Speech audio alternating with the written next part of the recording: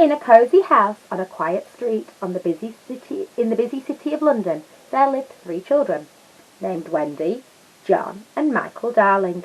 The children loved to tell stories about the brave Peter Pan and a magical place called Neverland. Some people believed that Peter Pan was the spirit of youth, but Wendy, John, and Michael believed that Peter was a real person. The boys made Peter Pan the hero of their games. "Take that, Captain Hook, and that," the boys would shout. The room was quiet when the window opened and someone flew inside.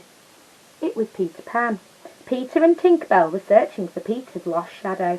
Then they noisily chased it around the room, waking up Wendy. Wendy was thrilled to discover the visitors. She grabbed a needle and thread and stitched the shadow to the tips of Peter's toes so that he would never lose it again. There's Peter and Wendy. Peter asked Wendy to come with him to Neverland, where no one ever had to grow up. She was thrilled. John and Michael thought it sounded wonderful too, but how would they get there? Peter said that they would fly, of course, and with a sprinkling of pixie dust from Tinker Bell, Peter and the children flew out the window and over the yard. "We're off to Neverland!" shouted Peter Pan. Wendy, John, and Michael flapped their arms. They soared high above the rooftops and past London's famous clock tower. The city looked so tiny to the children from so high up in the sky. They flew on and on into the night sky until they reached Neverland. Peter, Tinker Bell, and the children perched on a high cloud and gazed down at Neverland.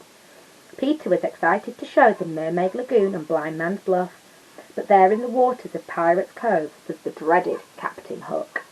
Years ago a crocodile had gotten a taste of Captain Hook's hand during a sword fight with Peter Pan. Hook blamed Peter for it and had been trying to capture him ever since. The 2 things Hook disliked most in the world were that crocodile and Peter. "Look, they're flying over Big Ben." That's what the clock's called in London. The children were eager to explore Neverland with Peter and Tinker Bell, but Tinker Bell was not being nice to Wendy, so Peter banished Tink from the island for 1 week. Peter took Wendy to Mermaid Lagoon. Michael and John played follow the leader with the Lost Boys. The Lost Boys were children who had come to live with Peter in Neverland. As Wendy met the mermaids, Captain Hook paddled by in a small boat. He captured Tiger Lily, the Indian princess. Peter and Wendy followed them, but they weren't the only ones. Swimming behind Hook's boat was the hungry crocodile. Captain Hook demanded that Tiger Lily reveal Peter Pan's hideaway. Tiger Lily wouldn't tell Hook anything. Peter decided to rescue the princess, so he began to play tricks on Hook. Peter flew into the air, swooping and spinning. He and Captain Hook battled up and down Skull Rock. Peter prevailed and Hook splashed into the water below. The crocodile chased Captain Hook all the way back to his ship. Meanwhile, the Indian chief was worried about Tiger Lily. When Peter Pan rescued Tiger Lily, the Indian chief was so happy that he threw a giant big party for Peter and the children. Look, there's Peter and Hook fighting with swords. Meanwhile, Captain Hook found Tinker Bell and tricked her into showing him the way to the hideaway. After she did, Hook threw Tinker Bell into a glass case and locked the door. Captain Hook and the pirates raced to the hideaway. They hid in the bushes nearby and waited for the right moment. Inside, the children and the Lost Boys were getting homesick, but Peter wanted them to stay in Neverland. The children left the hideaway without Peter, only to find Captain Hook and the pirates waiting for them. The children were captured and taken back to Hook's ship. "Peter Pan will save us," Wendy said as she bravely walked the plank. Sure enough, Peter Pan appeared and caught Wendy just before she splashed into the water. "Now you've gone too far, Hook," Peter shouted from high atop the ship. Hook responded by drawing his sword. Oh no. Peter Pan swooped down and freed John, Michael and the Lost Boys. The children bravely battled the pirates while Peter went after Hook.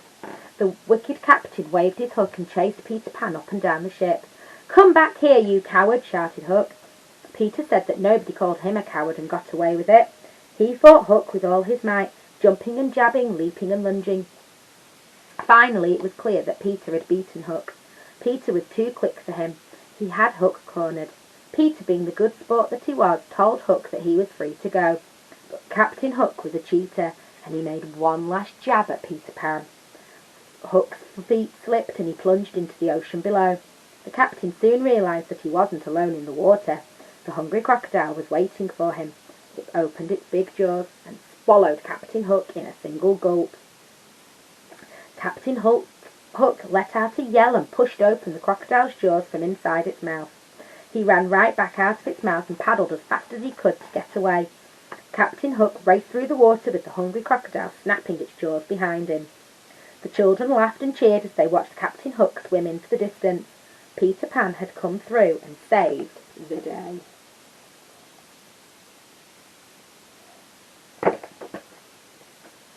It was time for Wendy, John and Michael to return home. With a sprinkling of pixie dust from Tinker Bell, Peter Pan gently sailed the ship, carrying the children back to London. No sooner had the children drifted off to sleep when their parents quietly opened the nursery door to check on them. John and Michael were tucked in their beds, but Wendy was asleep at the window. Wendy yawned and told her mother and father they had just gotten back. As Wendy began to explain, she gazed dreamily out the window at the full moon, and Peter Pan's pirate ship slowly sailing across it. Wendy's parents stared out the window. They couldn't believe their eyes. Father said he had the strangest feeling he'd seen that ship before. It was long ago, he told Wendy, when he was very young. There you go. That is one of Beth's favourite stories, is Peter Pan. So I really hope you liked that one. And then tomorrow you will get some more stories when we go to China for Mulan. Until then, goodbye my darlings, and I hope you have had a marvellous, marvellous week, whatever you've been doing. And I hope you've enjoyed Where the Wild Things Are. Bye beautifuls.